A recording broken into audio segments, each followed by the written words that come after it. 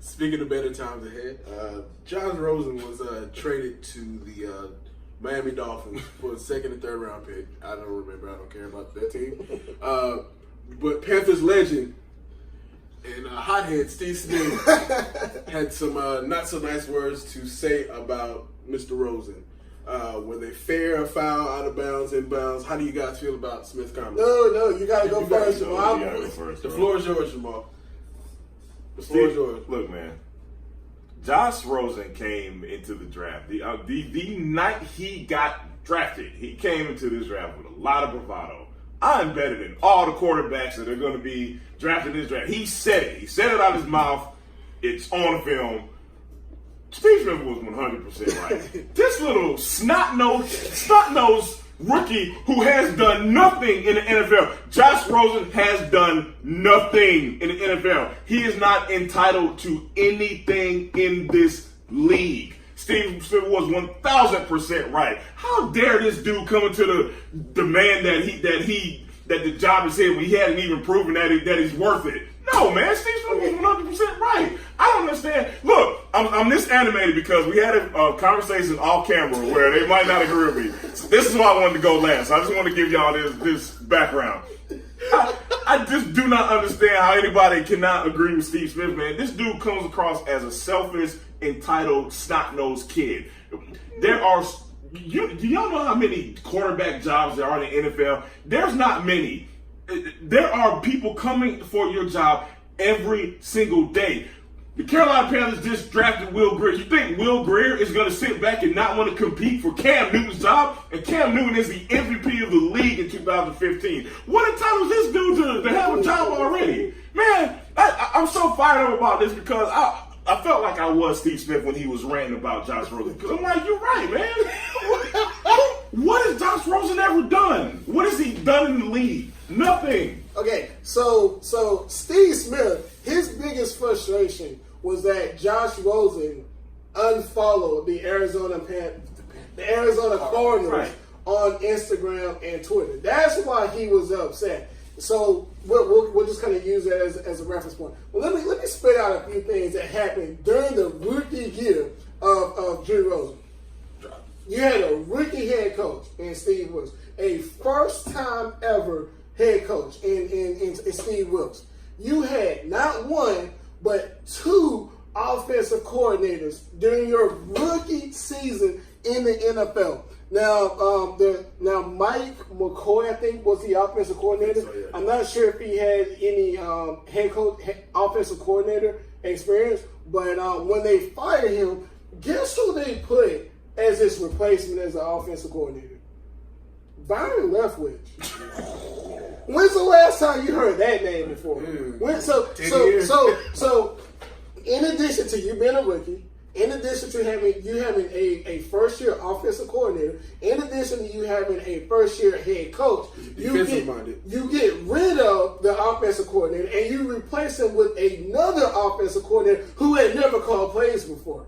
You have the worst passing attack in the NFL through 7 games while you're 1-6. You have the worst. You think he doesn't have anything to do with that? You think Josh Rosen didn't have anything to do with that? Offensive line. You have the worst rushing attack in the NFL through 7 games. You were the 10th pick in the NFL draft.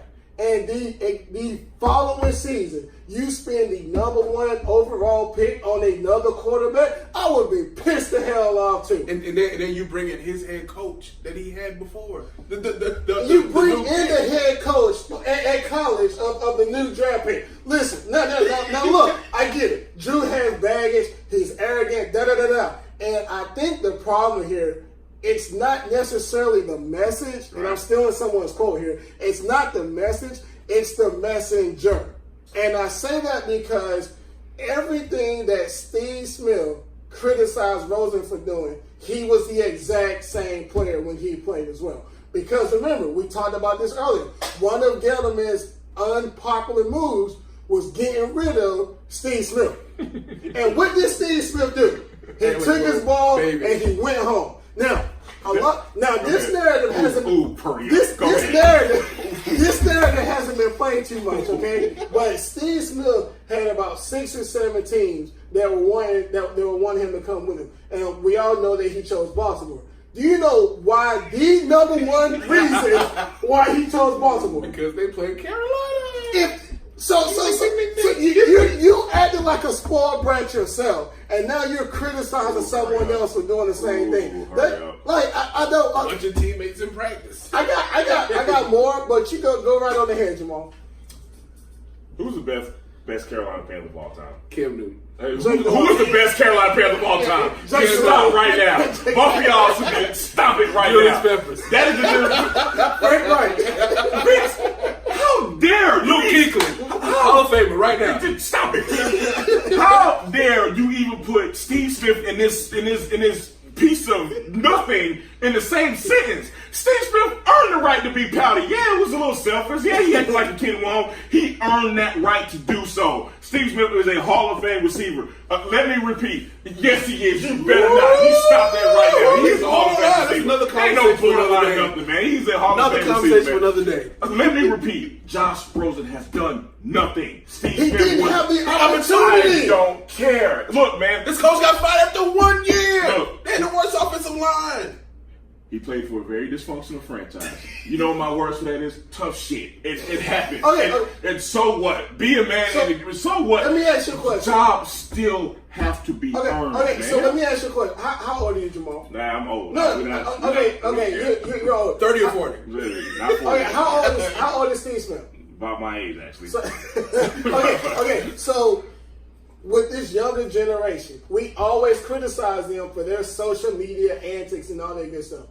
Steve Smith's biggest frustration, his reason for this rant was the fact that he unfollowed these guys on social media.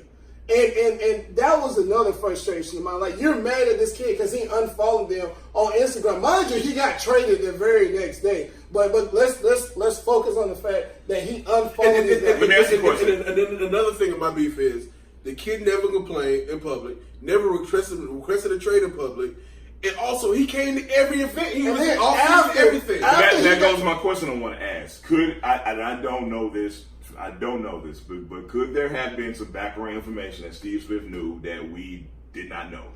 No, he was just trying to get a viral moment. I don't know. I think it was just more so he was just trying to get a soundbite. Because if you look at Steve Smith, like every time we hear about Steve Smith since he's retired, it's because he's flaring up on camera at some point. He legitimate. But at some point, we just watched Ryan Clark's reaction to what he said to Antonio Brown on Twitter. Like, at some point, you got to grow. And I love Steve Smith. I hope we can have you on the show one day. But at some point, you have to grow up. And speaking of maturity, after they chose their number 1 overall pick, after he got drafted as number 10 pick the year prior, after he got traded to Miami, Rosen actually went on one of his social media accounts and he posted a video saying, "Thank you to the Cardinals fans for the support. Thank you to the organization." And then he congratulated Murray for being the number 1 overall pick and wished them all the luck. So can we not talk about that level of maturity? Yeah, man. Look, man.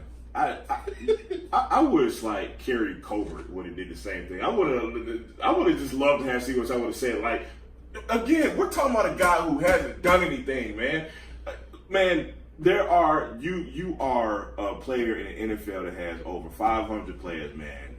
You are not owed anything. We have seen time and time again some I'm talking about legends get thrown out on their butt after their time's up. Thomas Davis. The list goes on and on and on, man. I think the main point Smitty was trying to make is that no one is entitled anything. And I just believe that Smitty thought that this kid was coming across as. But how can Steve Smith push that narrative that no one is entitled to anything when he acted like a 5th grader after he got picked by Carolina? That's where me and you disagree, because he's earned the right to do so. But why did he get waived? I'm sorry? Why did he get waived from Carolina? He was too old. No, it wasn't. I'm sorry. Well, the narrative was it needed to be Cam's locker room. Well, he agreed to that. He actually acknowledged that in a documentary like a couple of years later. He acknowledged that him and Cam Newton butted heads. Mm-hmm. So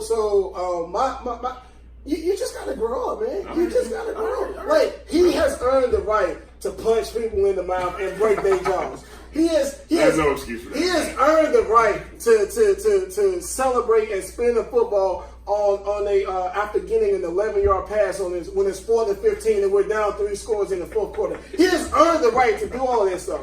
But at some point, perspective has to kick in, and I think with him being one of the all-time greats in Carolina history, one of the greats in the NFL, I think at some point your maturity has to take over, and that message needs to be delivered a lot differently. All right, we'll leave it there. We agree to disagree. I hope Josh Rosen. I hope he throws for 4,000 yards. Hey, positivity.